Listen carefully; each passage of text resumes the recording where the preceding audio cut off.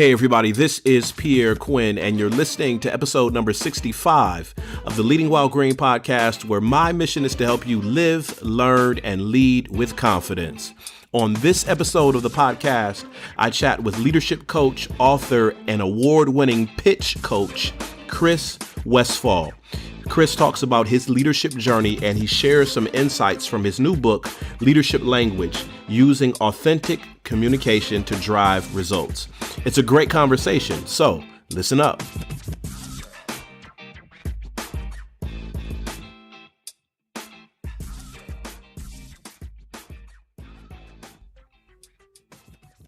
Right before we jump into the featured conversation with Chris Westfall, I just want to thank you so much for supporting the Leading While Green podcast. Many of you have left reviews on iTunes. You've shared it on your social media. You've emailed out the links to your favorite episodes. And it's really encouraging to see our group of emerging leaders and those interested in leadership, to see this group grow.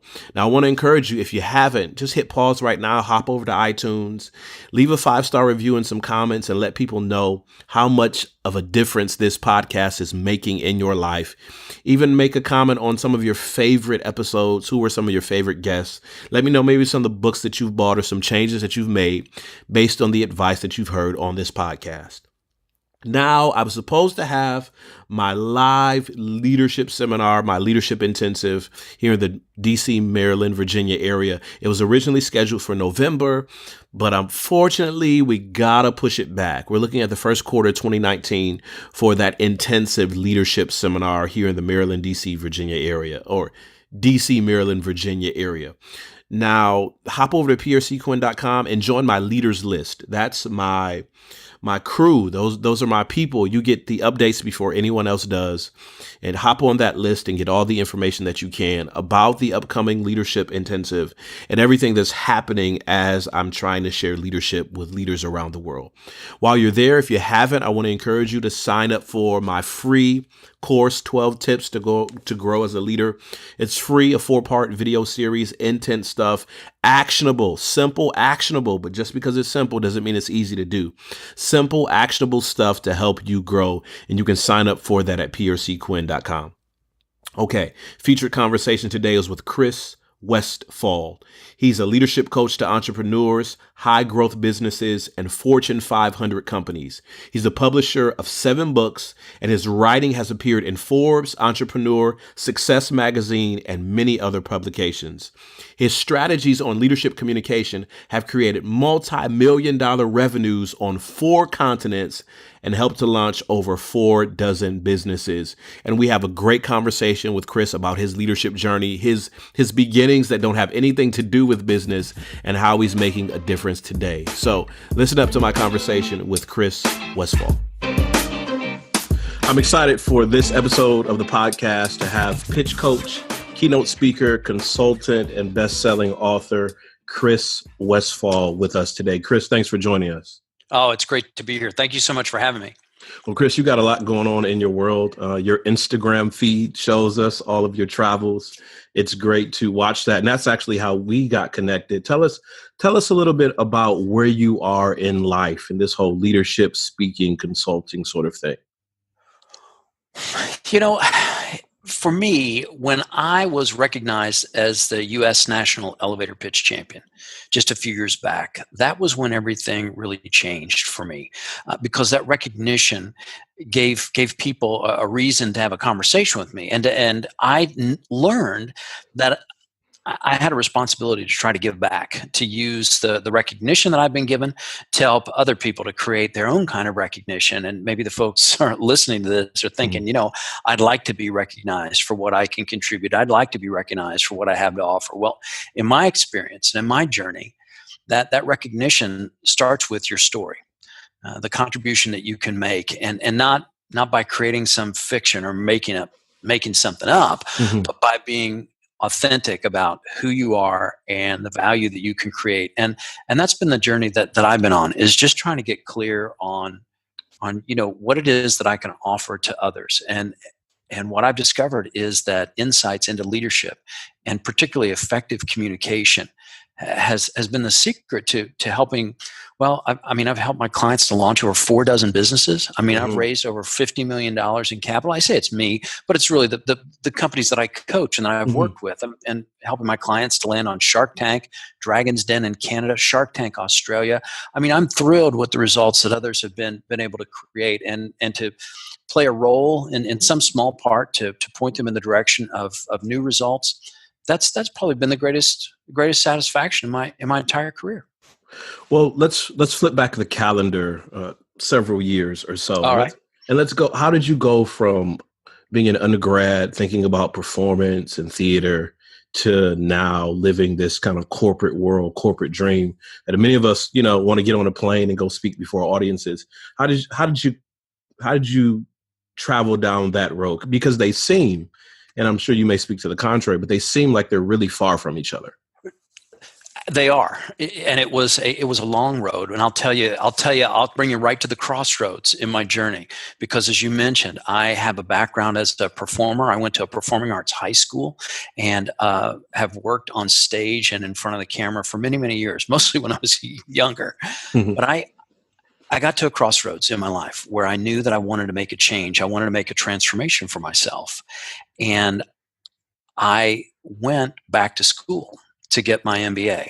And I went back to a full-time program. And when the program was starting, the staff and the people putting together the program, they brought us all together the week before it started, and they decided to have a little icebreaker and have everybody stand up and say what their last job was just before they came into the MBA program. And I'm telling you, I was terrified of giving my elevator pitch. And I'll tell you why. Because people are standing up and they're saying, well, I was a loan officer at a bank. And somebody else would stand up and say, well, I worked for a consulting firm. And somebody else stands up and says, well, I was a professional engineer. All these really impressive backgrounds. And then I have to stand up and tell all of my peers that my last full-time job was working as a professional stuntman. And that is a true story. I was a stunt man at an amusement park at a stunt show. So I worked live in front of an audience doing stunts and dodging pyrotechnics and trading punches with people. It was an amazing experience, but it didn't exactly make sense for the folks that were in the MBA program with me, and they were looking at me going, how did this guy get in here? Well, I had studied very hard. I took the GMAT. I had the scores and everything, but my background was very unusual. And because of that unusual background, and I'm telling you, I was insecure about it, because I was like, is this a bridge too far? Can I become the person that I want to be? Can I move from the green room of performing to the boardroom in business? And that was a crossroads. And it was because of that desire that I knew I had to work harder than the woman who had studied finance, or the guy who was a CPA. I had to try a little bit harder, because I had a little bit further to go. And along the way, what I discovered and what I really share in leadership language, and it's a discovery that I made back in school, but I continue to make every day, is the science of transformation. How do you create the change that you want? How do you become the leader that you need to become? How do you create that story, but then bring that story to life with your words and your actions to create your vision? And that's really what my journey's been about, and also what the book is about as well. Now, before we take a deeper dive into the book, I want to talk about pitching for a little bit. And if you could explain to our audience, what the idea of pitching actually is. And then, even based on the narrative you just shared, why is it important for us, even if we're not selling a product or trying to get investors for a major initiative, why is it important for us to have that short, 60, 90-second version of our personal story that we can tell at any time and any place? Great question. Let me take the last part first. The reason you have to have an understanding of a short story that presents who you are, what you're about, is because we're all in the business of persuasion. Even if you want to persuade somebody to try a sushi restaurant next Thursday that they've never been to, that is a persuasive conversation. And every leadership conversation is persuasive, because in some way or another, it's about change. It's about creating a new outcome. Even if I just need you to do your job tomorrow, the same job that you did today, but I'd like you to do it a little bit better, That's a change. And that's a persuasive conversation to encourage you, to inspire you, to direct you, and guide you towards those results. And that really is what a pitch is about. A pitch is different from a presentation Mm-hmm. in that a presentation is informational. A presentation is a way to display the research that you've done and the information that you've gathered. A pitch is where information comes to life, where your experience creates some kind of compelling action. And sometimes that action is, let's try a restaurant we've never tried. Sometimes that action is, why don't you give me $2.4 million so I can get this business off the ground? So anywhere in that kind of continuum, from a real simple ask to the biggest thing that you can possibly think of, that persuasive conversation is the focus of a pitch, and helping people to have that conversation is the focus of leadership language. And when I think of pitches, I think of, like a Shark Tank, that sort of experience. And you have, part of your experience is teaching people how to maximize those moments. I know if I were to walk through the door, many of us to walk through the door, and we would see Mark Cuban there, or Damon John there, or Mr. Wonderful sitting there, we would freeze up. How do you coach your students and your clients to take advantage of those moments when you have those major influencers in the room and not be scared of that moment? Well, fear and nerves and being scared of the moment is always a situation of where you are putting your attention. In other words, where you put your attention is where you're going to find your results. And if you put your attention on the fact that Damon John is an incredible businessman and a fantastic person, and here you are in the room, and now you're going to talk to him, you're putting your attention in the wrong place, because you're missing an opportunity to focus on what you might be able to do for Mr. John or Mr. Wonderful or Lori or one of the other sharks in the room. And even if you're not in front of somebody as intimidating as, say, Mark Cuban, it can be easy to get intimidated, to seize up. And believe me, I know those feelings. I have them too. But it's like that scene in the Avengers, when the Avengers are there and the monsters are tearing up New York City, and Iron Man's screaming and he's saying, "We got to get the Hulk in here." And all of a sudden, here comes Banner, right? The Hulk, rolling up on a motorcycle, just kind of chill. And the city's, in flames, and the monsters are coming from outer space, and it's disaster on the scene. And they say, "Man, you got to get in the fight. You got to get suited up. You got to turn into the Hulk. How are you going to do it?" And Banner, as he's running towards the monsters, he looks over his shoulder and into the camera. He says, "Well, there's a little secret. See, I'm always angry." Yeah, great. And remember that? Scene. And then he turns into the Hulk. And the reason I tell that story is because I want to say to you and to everyone listening, I'm always scared. I'm always nervous. But just like Banner, he's not looking at his anger until it serves him. And if it's not useful for you to look at your fear, I wonder what the conversation would look like if you were able to look instead at Damon John's resume, right? Which is, and I've had the opportunity to be in the same room with Damon John. He's, an amazing individual.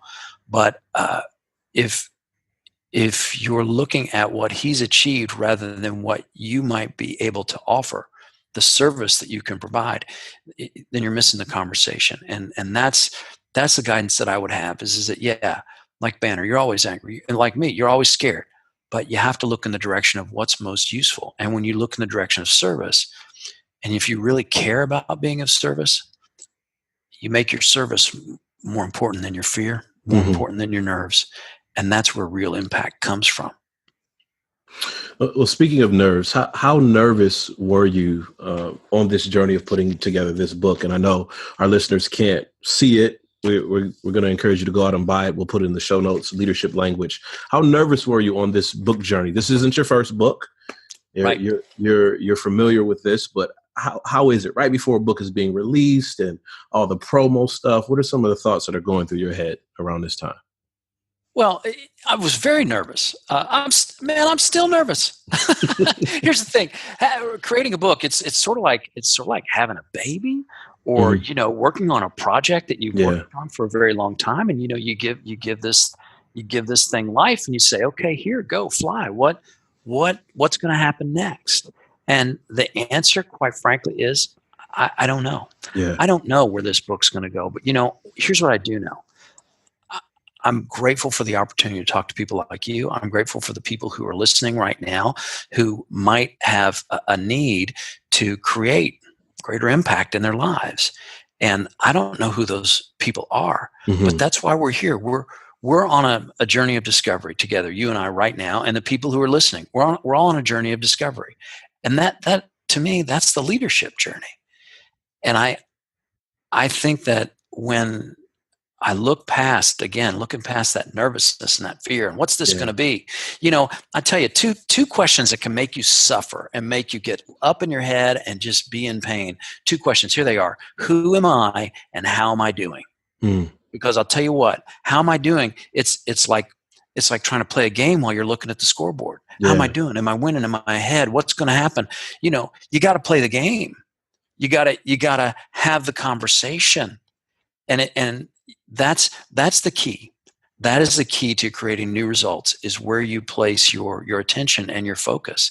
And it's easy to focus on your thoughts that say, you know what, this isn't going to make it. This isn't going to be very good. I mean, even though it's my third book that I've written, but you still have that insecurity. Why? I'll tell you why. Because I'm human. That's how I'm wired. Yeah. And you want it to be good. You want your ideas to really sail and stuff like that. And I've been fortunate. People have given me some tremendous feedback about this book, and it's really made a difference for a lot of people already, which is so encouraging to me. But still, that insecurity remains. But here's the question in the face of insecurity: what's next? I mean, given that it's like for Manor, given that you're angry, what's next? You got to look away from that. Otherwise, you're going to hulk out, or you're going to be gripped with fear. And it's always possible. It's always possible to entertain that next thought. And I talk about that in the book, that the results you want are never more than one thought away. And people say, wait a minute, now that's not true. But if you think about it, it is. Because you think about something that in your life seemed impossible. Yeah. Right? And then one day it wasn't. Whether that was driving a car or learning to go from crawling to walking when you were a baby, which I talk about in the book as well. I mean, we have a history of our thinking stopping us from what it is we're really capable of. And it's entertaining the thoughts that point to our potential instead of away from it, that really unlock the keys to leadership and to powerful and authentic conversations. The book, for all of you who are listening, is Leadership Language: Using Authentic Communication to Drive Results. And I was in preparation for the interview, I was saying, which section do I want to talk about? It's so good. I got highlights all over. But there are a couple of parts that jumped out at me. And one was this idea of the empty chair and how, many times as leaders, we're in a position to make decisions for people who will never know that we were the individuals that made the decision, but their lives will be impacted. This story that you tell, and I'm just kind of teeing you up for this, the story that you tell about one of your friends who was thinking about every employee and their 2.5 kids, that every decision that he makes impacts entire families. And why is that so important? Just kind of tease us through this idea of the empty chair, and why is it so important for leaders to consider that? Leaders look in the direction of impact. And just exactly as you say, decisions that leaders make, you may not see everyone who's going to be impacted by those decisions, but it's very useful to look in that direction just the same. And I learned this from a friend of mine, the CEO of a publicly traded company with 6,000 employees. And I sat down with him. I was in his office, and I said, Jason, how are you doing? He says, well, I'm doing pretty good, but I mean, I got a lot of responsibilities because I'm responsible to over 14,000 people. And I said, wait a minute, because you got 6,000 employees. Why is it 14,000? I thought this guy's math was off. Yeah. But he explained to me, he says, look, the way I see it is, on average, people are, most of my employees are married. They've got kids, on average 2.5 kids. I don't know what the number might be, but on average, I would say that I'm responsible for about 14,000 lives, and, give or take.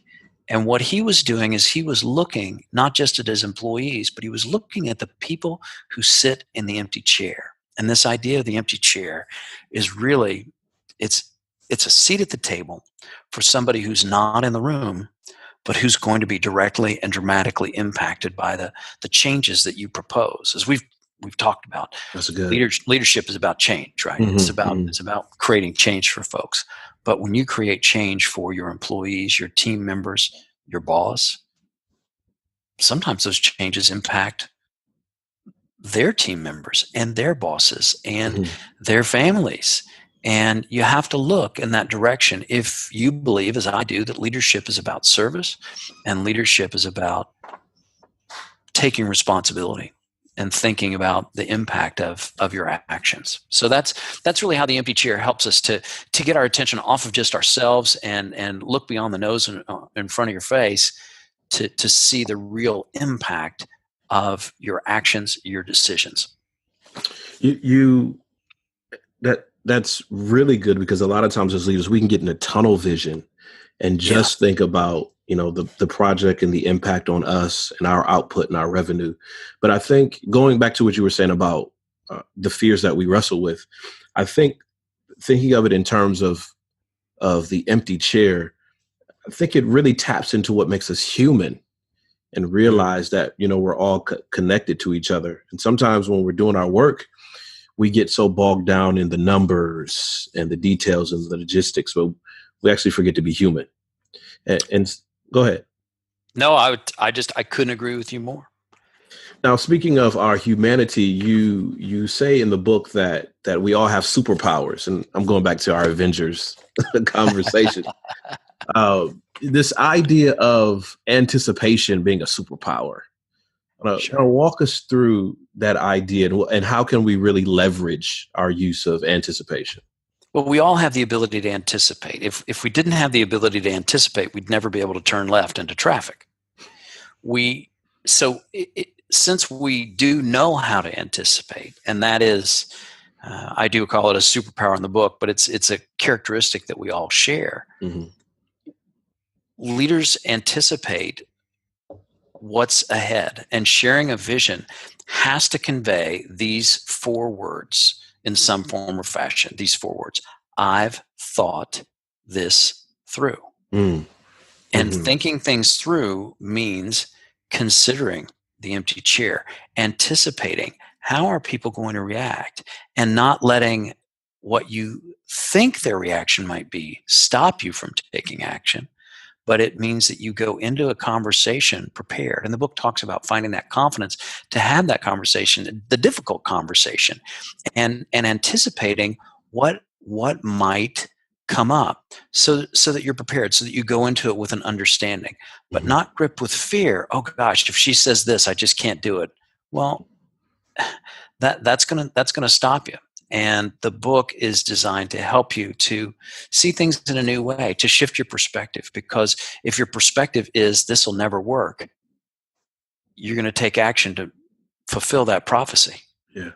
and that's not going to serve you, and that's not going to create the impact that you need. There's a story you share in the book about this idea of how we categorize things as mistakes. And is it a mistake or not? And you tell this story about a professional decision that you made that didn't turn out. It turned out in the long run, but at the time, it was fear associated with it. It wasn't the right fit. And kind of walk us through, how do we categorize something as a mistake, a learning experience, and how do we wrestle through when, okay, this isn't a good fit, but I still need to recover and move on. So, true confessions time. That's what you're asking me for. True confessions. Yeah. So I'll tell you the story of what was the biggest mistake. And people listening, you can't see the air quotes that I just put around that, but let's see if it's really a mistake. I was working with a company in Houston, Texas, as a consultant. And the CEO of the company approached me and he said, I really like the work that you're doing. I'd like to hire you full time for my company. And I said, first of all, that's a bad idea, because I'm a consultant. I'm working with companies like yours. I'm speaking, I'm writing, and that doesn't make any sense. And he said, well, what would it take? Let's negotiate. Let's talk about it. And I was dumb enough to make the mistake of talking to him about it. And lo and behold, within just a few months, I had moved myself and my family to Houston, Texas.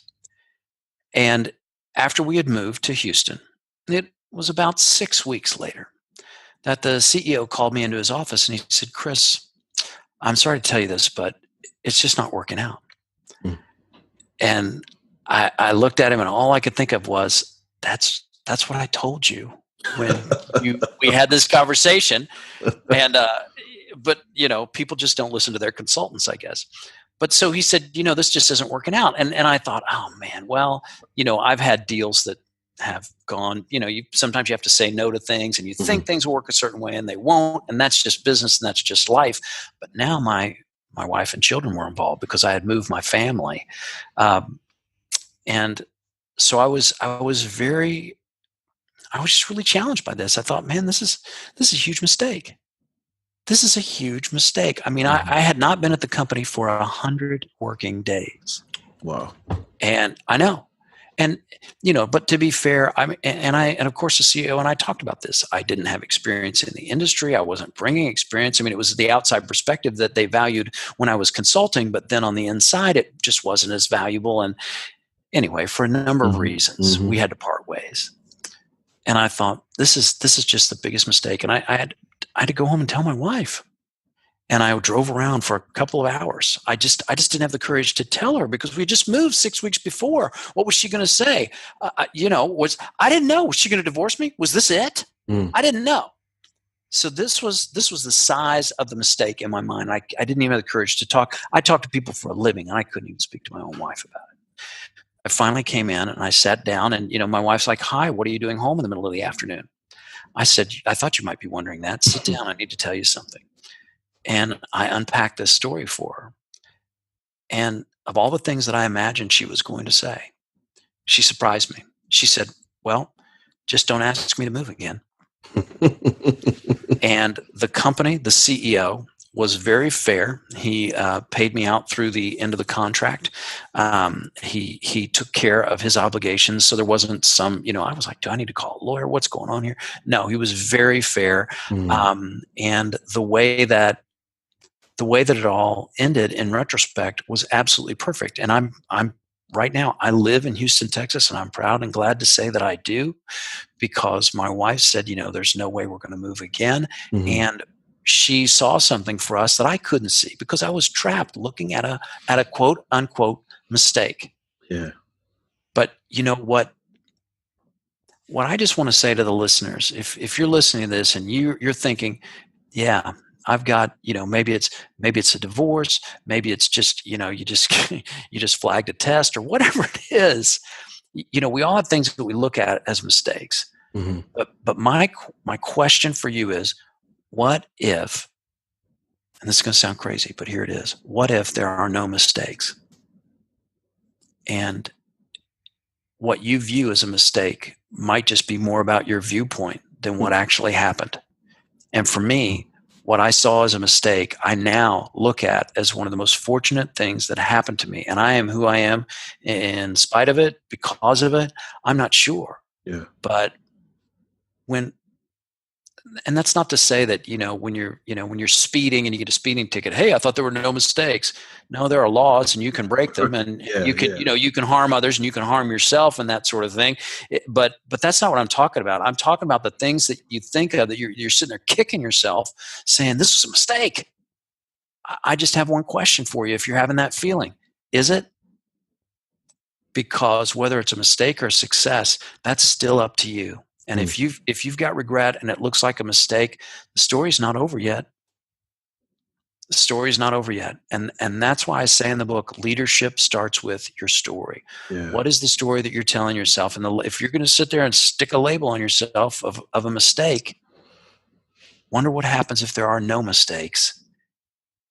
And you plug that in for a little while and see what happens.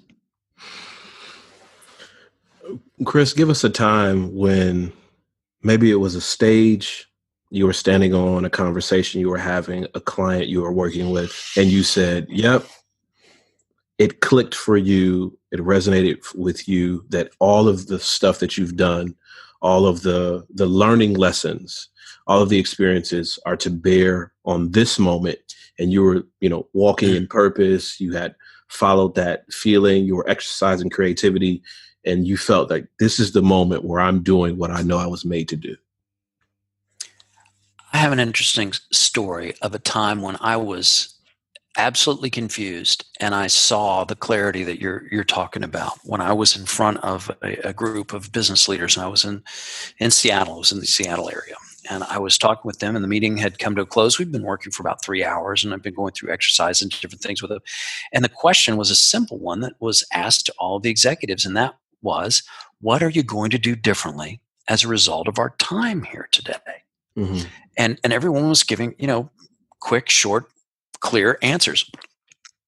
And this one particular female executive, she said, well, I'm not exactly sure what she said, but it left me so confused because it was this long and rambling story, and it had tales about, people that she had hired 3 years ago and what was going on. And I mean, it was just a tour of the woods and the weeds, and I was lost. And I was listening, and I said, I don't even know where this is going. And I had to interrupt her, and I said, I'm so sorry to interrupt you, but I have to ask you. Question is, what is it that you were going to do differently as a result of our time together today? Mm-hmm. And she stopped in her tracks and heard that differently, or she heard it for the first time. And she took a long pause, and she looked around the room at people at the table, and she looked at me. And then she said, I don't know. I don't know. And in that moment of that honest admission, she got past all the gobbledygook and the tours of the weeds and the garbage that she was, the history lesson that didn't mean anything to anybody else. And she realized something. And when she realized it, I realized it. And it's this. When you say, I don't know, that is actually a place of real power. Because every book ever written, every business plan ever created, it always starts at the same place, starts at a blank page. And when you come to whatever it is that is your next endeavor, if it is a book or a project or a conversation that you want to have or a promotion in your career, you come at it and you look at it like a blank page. That's when the creativity really flows, and that's when you can create something really authentic, because quite frankly, none of us knows what the future holds. It's useful to look in the direction of anticipation, but let's be honest, nobody has a crystal ball. And I just found the honesty that this particular executive found to be contagious. And that was another realization for me, is that authenticity is contagious. If you want to inspire others, the sooner you get real clear on what it is that you're really about and share that in a way that's authentic, people respond to that. People know that, and they know what BS smells like, and they go the other way. You know what I'm saying? Yeah. So that was what I discovered. And if you're listening to this and you're thinking, gosh, there's things in my life that I just don't know about. I just don't know. I don't know whether I'm going to turn left. I don't know whether I'm going to turn right. Guess what? Neither do I.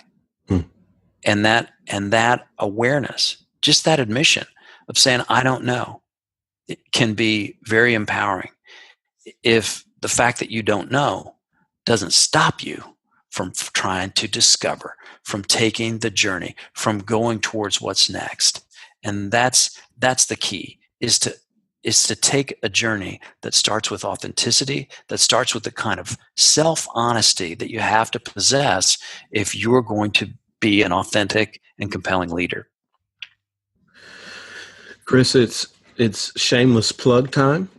Tell us how to keep up with you, website, social, if people want to hire you, if people, how do we get connected with you?